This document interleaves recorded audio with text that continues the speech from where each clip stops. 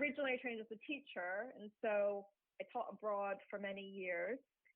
And then when I moved to the UK, I thought more and more about getting into the industry, and finally decided I worked in the industry for about a year, 2018, 2019, and then I decided I would try to launch my own company. And unfortunately, the timing was during the pandemic, but it gave me a lot of Brilliant. time to plan. Yeah, I know, not great timing, but I mean, I wouldn't have changed anything because it's my utmost passion. Gave me time to plan, gave me time to really think about what's important to me. Well, I met you, gosh, has it been a year? I'm not sure, but we went in a Business Yeah, Women's Networking group. You have such a great positive posture. And I think there was an instant connection, at least for me, because what you were talking about was sustainable travel and eco travel. yeah, And I come from Indonesia, where there's a lot of these companies that provide quote unquote eco travel, which is actually quite fake. But hmm and the way you said it was like about doing good for the locals as well, and protecting the environment, obviously, when you travel. So you don't visit, throw a bunch of rubbish and then leave, or that's visit, right. ruin the environment for the locals, then leave. And it's all about that. And I really resonated with you. I thought that was the way we should go, because I'm an avid traveler myself, and being responsible when you travel is so important. How did you particularly end up focusing on that particular sector? Oh, well, thanks for saying that. And I do remember our first meeting, and I was drawn to you because Indonesia is one of my favorite countries. But It should as be you're, everyone's favorite yeah, country, it's really, beautiful. but It's I'm biased. wonderful. Yes, I can vouch for it though. But getting back to your question, it's always been something that has been important to me, and I'm very conscious that travel sometimes gets a bad name in terms of travel and sustainability, because people think of travel as being detrimental to the environment. However, I think that it's important for people to care about the way they travel. And like you said, traveling for good. So we can make a positive impact when you travel. And in terms of sustainable travel, which is what we focus on and we promote, it's about different areas. So environmental as well as socioeconomic that you mentioned. So it's about balancing it because on one hand, we need to be mindful of the environment, but on the other hand, we need to remember that tourism is vital to some countries around the world and actually to many economies around the world. So if we're traveling in the right way, we can reap great benefits for them as well as us, as well as enjoying a lovely holiday. True. But let's Mm-hmm. go back to the industry. You started um, a professional travel service. Many people will say, why start a travel agency? We don't need travel agencies anymore. We can just book everything online ourselves. What would you say to that? Well, I would say, yes, many people do say that. You're absolutely right. But I would say it's so anonymous. So in terms of booking online, you don't know what impact you're having. Hmm. But especially during these times, you don't know if your holiday's protected. I mean, there's a lot of people who sadly got burnt by booking travel online, and found out during the pandemic that they couldn't travel, had to wait for refunds. Some people never got refunds. And when you book online, I mean, who do you contact in case something inevitably or unfortunately goes wrong? When you book with a travel agent, you have that dedicated person there to help you, to be there for you, to advise you, travel advisors, and to give you the best quality holiday. And it doesn't necessarily cost more. I mean, our focus personally is not on price. We value quality over price, but there are numerous times when we were able to match online prices. So I think the main points are personal service and just having that confidence and peace of mind that your money is not going into the abyss. you're dealing with Yeah. a real person. Yeah, exactly. I mean, that's true, isn't it? Nowadays, everything is on a website, and when you get to the customer service, they make you wait for 2 hours just to get someone on the line, if they even have Right, a contact number. Many of them is just another email, another chat right, box. Yeah. We'll be right. back with more of Alicia Sharpe after this, but and when we come back, I want to talk to her about how to make sure we are actually booking real sustainable and eco holidays instead of ending up with fake companies, and maybe some recommendations about where we should go. We'll be back after this. Made locally in Bath. This is Radio Bath. This is Brave Business Conversation with Cynthia Wiharja, and we're with Alicia Sharpe, founder of Luxeco Holidays. We're talking about travel agency. It's not an obsolete industry. People still need that assurance and help when they book their travel, and that's what Alicia is an expert in. When you talk about sustainable and eco travel, Alicia, there's a lot of fake companies out there. How do you discern the fake ones and the real ones? You're absolutely right. So there are many companies out there claiming to be sustainable, but not necessarily doing what needs to be done. So they're doing the bare minimum, perhaps. Can you Um, can you so it, can you enlighten us a little bit? Maybe I just backtrack a bit. What is the definition of sustainable or eco travel? okay. Well, there is no definition. It's my teacher hat I'm wearing, my former teacher life. So it encompasses so many things, and some people say, oh, it's no longer about sustainable travel, but about regenerative travel, and transformational is another word thrown Holy cow! around. All right, what does that mean? However, Replace the it is corals that you easy, kick off the reefs. right? Well, sort of, but it's easy to get caught up in these terms, these trending terms. However, what you need to do is just, people are smart, smart enough. You need to do a little bit of research, look into the companies and see what they're actually doing to benefit. It's about benefiting the environment, benefiting their local economies.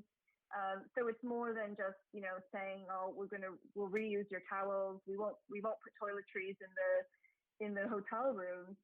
It's looking at, and a lot of them will have the sustainability policy on their website.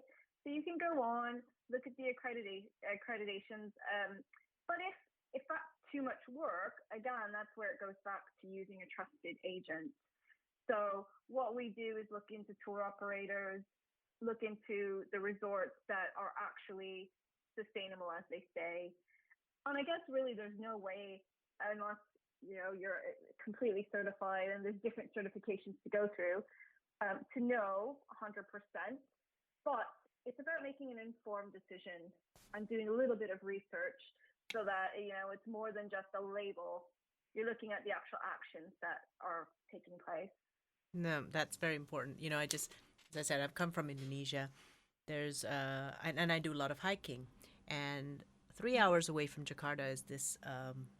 We call them the Sons of Adam. That's how it's a very old village. They don't even feel that they're part of Indonesia. It's called Baduy. It's a Baduy village. And you hike there, and unless you're Indonesian, you're not allowed to stay overnight or enter inner Baduy. There's outer and inner Baduy. And there's a lot of tours that takes Indonesians in. And let's say we pay a certain amount of money, but very little is being given to the villagers. Many of them are kept by operators, where actually the villagers, to welcome us, we stay at their homes. They provide food for us, and then they also carry. If you have big camping bags or big backpacks, they help you carry that stuff. And they get no more than £10 for the entire weekend, which is very little money, even with the conversion rate for what they have to go through for the guests. And this is £10 for that whole group, not Wow, just per person. Okay, so that's it's terrible. amazing that they actually get away with it. So I learned this because we actually went with a friend who visits there almost every month, helping them with different things that they need when they have a crisis with floods or fire and everything. She helps out replacing the roofs, and she does a lot of fundraising for that. But she tells us that, be careful with these companies that take your money and say they're going to give X% or they're going to give back to villagers. They actually don't. So and travel, in my opinion, if you are going to visit those kinds of countries, it is, for me, I think sustainable travel is about making sure that you are helping the economy. And that's what this industry is Definitely. supposed to do. That's why people are Yeah. excited to have people travel to their country, is because the economy is supposed to be better after they visit, right? But sometimes Exactly. if they're being exploited, that's actually the reverse. They work hard, but they don't get any richer. Secondly, it's not to create rubbish. I do a lot of deep sea diving, and the amount of rubbish I find just by the shorelines, under the pier, and everything like that. And these are by people just not really caring, or people visit and let's say they dive and they don't care where their fins go, or they touch the wildlife, and it Definitely. destroys the actual environment. So yeah, I think that what you do is Definitely. so important. Well, thank you. Yes, and it's about, like you said, being informed. I mean, and it's not just trusting because someone says they're sustainable to believe them. So it's doing research. I mean, we look at tour operators who we know are genuinely helping those environments. Some tour operators, there's Intrepid Travel G Adventures who are partners, and they have projects that are giving back and getting women working in the local communities. They Right. use local tour guides and compensate them well. So I think it's about being an informed traveler. Mm. So not just blindly going online and booking your holiday, but thinking about, like you said, traveling responsibly. And you're absolutely right. It should be a value exchange rather than treating travel as just a commodity. Yeah, exactly, exactly. So Mm-hmm. it's not also about having to go hiking and climb mountains and do diving. I mean, sustainable travel could just be relaxing in a hotel, and that's an eco Definitely. hotel, right? I mean, to be honest, it's not like, do I have to go and see elephants and orangutans? No. Right. You can just do your own thing. Okay, well, we'll be back with more tips. I would like to get Alicia's expert opinions of where we should go for an amazing eco travel experience. We'll be back after this. This is Radio Bath.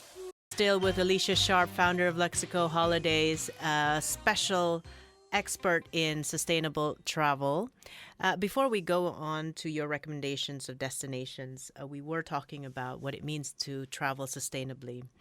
What can we do? What are some top tips that we can do um, that will help us travel in a more caring way? Sure. Well, first, I think it's important to mention, you shouldn't feel day. You work hard, you deserve a break. But there are little things you can do, little small steps that if everyone were to do this collectively, we can make a difference. So one thing we were talking about earlier was sunscreen or sun cream. Thinking about there are actual labels that show which ones are reef friendly. So Hmm. thinking about the impact your sun cream can have on the um, underwater life and the corals. Things like when you go to a resort, finding places that are, they do the farm to table meals. So not necessarily going somewhere where there's a big buffet creates a lot of waste. Thankfully, during COVID, a lot of places have stopped doing that. So you can go and enjoy a lovely beach break, all inclusive, but choose wisely. Choose resorts that grow their food locally. St. Lucia has many beautiful places that do that. Think about homestays, including a couple of those on your trip. And also, you can think of the transportation. So, in terms of flying, perhaps try to take fewer holidays, but spend longer times away if possible. It's not always possible. But when you're in that country itself, take trains, walk. Hmm. Don't always jump into a taxi when tuk-tuks, things that are a little bit less, or cyclos, I should say, a little bit less harmful. And also water sports. Always choose non-motorized water sports. Oh, that's So interesting. yeah, there are See, many. things like you never think about this, right? You're like, oh, it's a jet ski, let's go, or it's a tuk tuk ride, let's go. And in a way, you do want to support the independent tuk tuk Yes, driver, but yeah, in a way, you're causing pollution. Hmm. right, and it's about balancing. So we're not saying not to do it at all, but perhaps balance it out with less harmful activities or less, or more eco-friendly activities, I should say.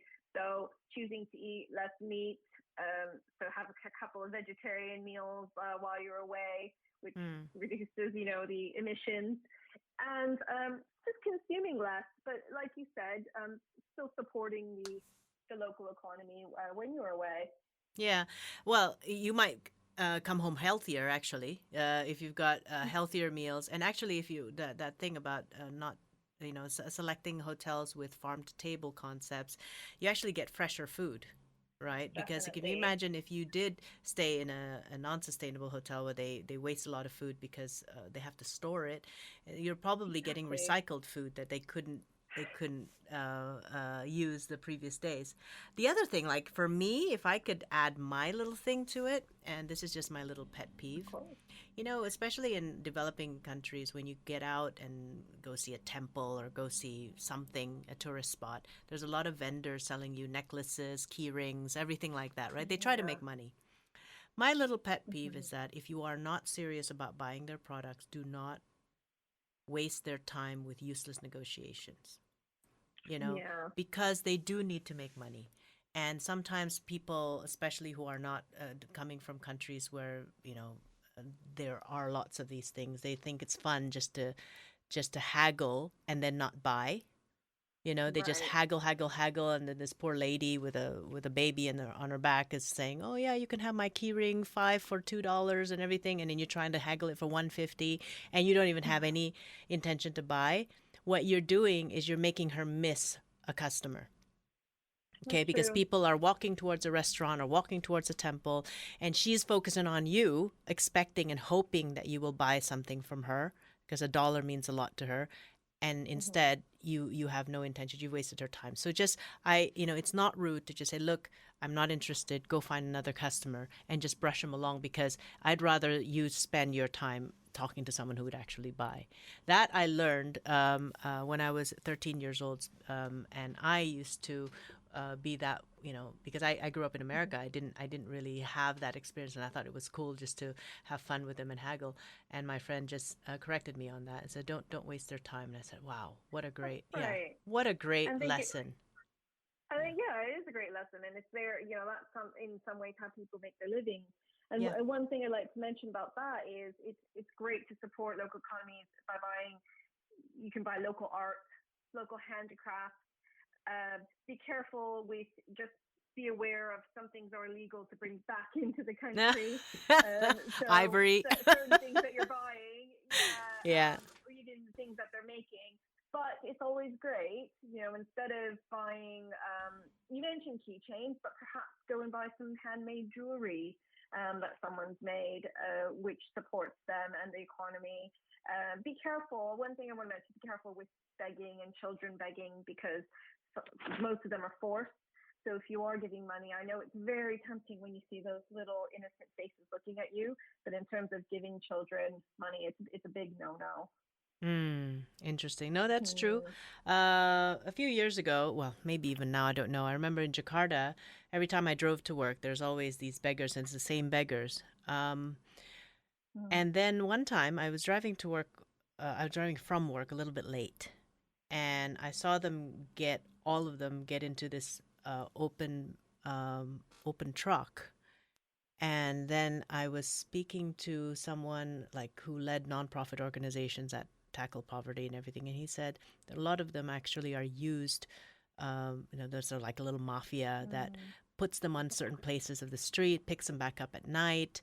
They are well fed, or they are fed just to be kept alive, and then all these wounds and stitches that they have are all fake, Yeah. and it's just an industry. So it is hard, though. It is really hard. It's like it pulls your heartstrings, doesn't it? But It does. unfortunately, Yeah. not everything is real. I do like the idea of supporting. We support a lot of these home industries. They make bags, they make T-shirts, they make hats, woven things as well. Yeah. And these are people like women empowerment or youth empowerment type of organizations that teaches them to make things or farm things and then sell them Definitely. on to Yeah. tourists. And in the meantime, I don't know, I know there's one in Bali that teaches them English as well. And then these kids, they're 15 years old and they're like little entrepreneurs, which is great, So I like buying stuff from that kind of organization. Oh, definitely. Yeah. And on that point, the restaurants as well. So it's places like Cambodia, pretty much anywhere in Asia, you can find, even in the Caribbean, restaurants where they will hire locals and train them and give them jobs. So when you do book with reputable companies, you can get recommendations on places to go. And again, I'm not saying don't go and book an all-inclusive and lie on the beach, but perhaps visit a couple of these establishments, and the experience you get out of it as well is so rewarding, as well as you help their economy go round. So it's a beneficial, really, to both people, to both parties. And like I said, mutual exchange of benefit is key in terms of traveling. Yeah, absolutely. We'll be back with your recommendations for where to travel after this. Made locally in Bath. This is Radio Bath. And this is Brave Business Conversation. And we're still with Alicia Sharpe, founder of Luxeco Holidays, expert in sustainable traveling. Alicia, we've got stuff happening, stuff opening up. What are your top destination suggestions for us travels? Oh, well, I guess it's all very exciting because as of Monday, people were able to travel again. And the list at the moment is quite short. However, we're very hopeful that if people are being responsible, following rules, that more and more places will open up. So we don't have to talk about it in with 2021, perhaps. Many people have actually chosen not to travel as well, right? Just like, let's see how it goes. But let's say things are back. Let's say this is 2022. Right? And if you're going to plan your travel, you do it well, right? Where would you recommend? Exactly. Oh, I've got lots of recommendations, but I've narrowed it down to top 3, just in terms of what we've been speaking about today. So one of my favorites is St. Lucia. And St. Lucia is great in the fact that they're quite far ahead with their vaccinations, and they are open to tourism at the moment. So it is definitely one of my top recommendations. They have great places to stay, sustainable accommodation, that barefoot luxury. It's really just connecting with nature in St. Lucia. One thing I do recommend, if you go, there's a medicinal herbal trail where a natural doctor will take you around and show you, all the natural medicines and herbs to make those medicines. Beautiful hiking, beautiful beaches, great for wellness. That's definitely one of my top 3. And my others would be Sri Lanka. So for 2022, if you're looking for somewhere great, we do have an exclusive wildlife and wellness tour, which we can do as a small group tour or independent. But there's just so much to see and explore there. And another one, which is great for biodiversity wellness, is Costa Rica. Oh. And again, it's, picture that, connecting with nature. You can go whitewater rafting. There's a lodge where you can only enter by whitewater raft. Nice. It's fantastic. So those are on my list, for my personal list for 2022, and even 2023. But yeah. That's amazing. And what do you do if, let's say, people were to book through you? What would be the difference versus them just trying to research this all by themselves? Well, planning is part of the fun. So we definitely encourage people to research and to look into where they want to go, what they want to do. But in terms of what we offer that expertise. So usually it's first-hand knowledge. I've been to over 65 countries in my lifetime. Very fortunate for that. So I can always talk about a place I've been, but if I haven't been to that place, I've done my research and I can make some wonderful recommendations. And every holiday is tailor-made, so it's not off the shelf. Any itinerary you see that you're interested in, we can tweak it so that it's perfect for what you're looking for. Yeah. And what's really important, my top tip actually, is to make sure that the booking policies are flexible. Right. Just so that you're not losing out, and travel insurance is vital these days. So actually, those are my two top tips. Good ones. Good top tips they are. Yeah. Thank you very much, Alicia. And where can people find you or contact you? Oh, well, I'm always happy to chat. No obligation, of course. I love talking travel. You can check my website, www.luxecoholidays.com, or email me info@luxecoholidays.co.uk. Okay, so that's Luxeco, Luxeco Holidays. Yeah. And you're on Instagram as well, aren't I'm you? on social media, Facebook, Instagram. Is it Yeah, just under feel free. Luxeco then? Yep, Luxeco Holidays. So feel Cool. free to connect with me there, and you can find the name of it on your website, can't you? Radio Bath website. Yeah, absolutely. Yeah. Well, thank you so much for spending time with us. We've learned a lot from your insights about sustainable and eco travel, and also some tips about simple things, really, that we can do to be more careful and caring when we travel, when we're trying to travel for good. Thank you, and all the best in your business, Alicia. I'm really glad. Thank you so much for having me, and thanks for listening. All right. We'll be back after this. This is Radio Bath.